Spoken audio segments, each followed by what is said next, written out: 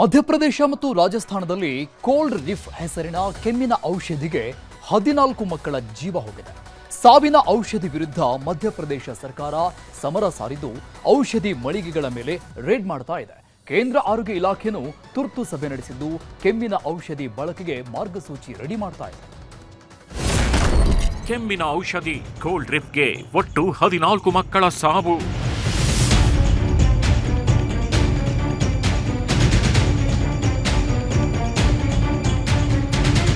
ಮಧ್ಯಪ್ರದೇಶದ ಛಿಂದ್ವಾರ್ ಮತ್ತು ರಾಜಸ್ಥಾನದಲ್ಲಿ 5 ವರ್ಷದ ಒಳಗಿನ 14 ಮಕ್ಕಳು ಕೆಮ್ಮಿನ ಔಷಧಿಗೆ ಬಲಿಯಾಗಿದ್ದಾರೆ.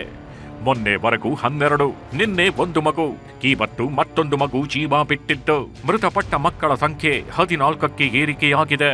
ಈಗಲೂ ಮಧ್ಯಪ್ರದೇಶದ ಆಸ್ಪತ್ರೆಗಳಲ್ಲಿ ಕೆಮ್ಮಿನ ಔಷಧಿ ಸೇವಿಸಿದ 9 ಮಕ್ಕಳಿಗೆ ಚಿಕಿತ್ಸೆ ನೀಡಲಾಗ್ತಿದ್ದು 2 ಮಕ್ಕಳ ಸ್ಥಿತಿ ಚಿಂತಾಜನಕವಾಗಿದೆ. ಮಕ್ಕಳ ಸಾವಿಗೆ ಕಾರಣನಾದ ವೈದ್ಯನ ಬಂಧನ.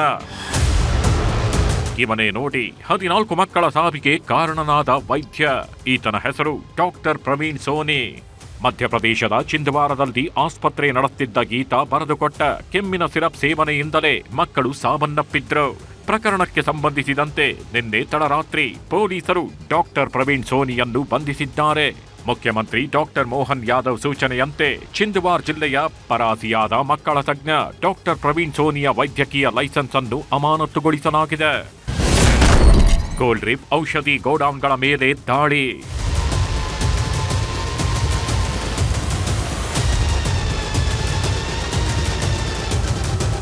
ಕೋಲ್ಡ್ ರಿಫ್ ಸಿರಪ್ನಿಂದಾಗಿ ಮಕ್ಕಳ ಸಾವಿನ ಬಗ್ಗೆ ಮಧ್ಯಪ್ರದೇಶ ಸರ್ಕಾರ ಕ್ರಮ ಕೈಗೊಂಡಿದೆ. ಸರ್ಕಾರ ಈಗಾಗಲೇ ಕೋಲ್ಡ್ ರಿಫ್ ಸಿರಪ್ ನಿಷೇಧಿಸಿದೆ. ಅಷ್ಟೇ ಅಲ್ಲ, ಉಜ್ಜಯಿನಿ, ಜಬ್ಬಲ್ಪುರ್ ಸೇರಿದಂತೆ ಮಧ್ಯಪ್ರದೇಶದ ವಿವಿಧ ನಗರಗಳಲ್ಲಿ ಆಯುಷ್ ಸಂಸ್ಥೆಯ ಮೇಲೆ ಡ್ರಗ್ ಇಲಾಖೆ ದಾಳಿ ಮಾಡಿ ಸಂಗ್ರಹಿಸಿಟ್ಟಿದ್ದ ಕೋಲ್ಡ್ ರಿಫ್ ಔಷಧಿಯನ್ನು ಸೀಸ್ ಮಾಡಿದೆ. ಜೊತೆಗೆ ಪಾಲ್ವಾಲ್ನಲ್ಲಿ ವೈದ್ಯಕೀಯ ಪದವಿ ಪಡೆಯದೆ ಕ್ಲಿನಿಕ್ ನಡೆಸುತ್ತಿದ್ದ 2 ನಕಲಿ ಡಾಕ್ಟರ್ಗಳನ್ನು ಬಂಧಿಸಲಾಗಿದೆ. ಹೂತಿಟ್ಟ ಮಗು ಶವ ತೆಗೆದು ಪೋಸ್ಟ್ ಮಾರ್ಟಮ್. ಮಧ್ಯಪ್ರದೇಶದ ಚಿಂದ್ವಾರದಲ್ಲಿ ಕನಿಷ್ಠ 14 ಮಕ್ಕಳ ಸಾವುಗಳು ಕೋಲ್ಡ್ ರಿಫ್ ಕೆಮ್ಮಿನ ಸಿರಪ್ನಿಂದ ಸಂಭವಿಸಿವೆ. ಈ ಔಷಧವನ್ನ ತಮಿಳುನಾಡು, ಕೇರಳ ಸೇರಿದಂತೆ ಹಲವು ರಾಜ್ಯಗಳಲ್ಲಿ ನಿಷೇಧಿಸಲಾಗಿದೆ. ಈ ಮಧ್ಯೆ ಕೋಲ್ಡ್ ರಿಫ್ ಔಷಧಿಗೆ ಮೃತಪಟ್ಟಿದ್ದ 2 ವರ್ಷದ ಬಾಲಕಿಯ ಅಂತ್ಯಕ್ರಿಯೆ ಆಗಿತ್ತು. ಇವತ್ತು ಪೋಷಕರ ಅನುಮತಿ ಮೇರೆಗೆ 2 ವರ್ಷದ ಮಗುವಿನ ಶವವನ್ನ ಮತ್ತೆ ಹೊರತೆಗೆದಿದ್ದು ಮರಣೋತ್ತರ ಪರೀಕ್ಷೆಗೆ ಕಳುಹಿಸಲಾಗಿದೆ. ಆರೋಪಿಗಳ ವಿರುದ್ಧ ಸಾಕ್ಷ್ಯಗಳನ್ನು ಸಂಗ್ರಹಿಸಲು ಮೃತ ಮಕ್ಕಳ ಮರಣೋತ್ತರ ಪರೀಕ್ಷೆಗೆ ಸರ್ಕಾರ ಆದೇಶಿಸಿತ್ತು. ಕೇಂದ್ರ ಆರೋಗ್ಯ ಸಚಿವಾಲಯದಿಂದ ತುರ್ತು ಸಭೆ. ವಿಷಕಾರಿ ಕೆಮ್ಮಿನ ಸಿರಪ್ಗೆ 14 ಮಕ್ಕಳು ಸಾವನ್ನಪ್ಪಿದ ಬೆನ್ನಲ್ಲೇ ಕೇಂದ್ರ ಆರೋಗ್ಯ ಸಚಿವಾಲಯದ ಅಧಿಕಾರಿಗಳು ಇವತ್ತು ತುರ್ತು ಸಭೆ ನಡೆಸಿದ್ರು. ಎಲ್ಲ ರಾಜ್ಯಗಳು ಮತ್ತು ಕೇಂದ್ರಾಡಳಿತ ಪ್ರದೇಶಗಳ ಆರೋಗ್ಯ ಇಲಾಖೆಯ ಪ್ರಧಾನ ಕಾರ್ಯದರ್ಶಿಗಳು, ಔಷಧ ನಿಯಂತ್ರಕರು ಈ ಸಭೆಯಲ್ಲಿ ಭಾಗಿಯಾಗಿದ್ರು. ಸಭೆಯಲ್ಲಿ ಸಾವಿನ ಕೆಮ್ಮಿನ ಸಿರಪ್ಗಳ ಬಗ್ಗೆ ಮತ್ತು ಔಷಧಿಗಳ ಗುಣಮಟ್ಟದ ಬಗ್ಗೆ ವರದಿ ಸಂಗ್ರಹಿಸಲಾಯಿತು.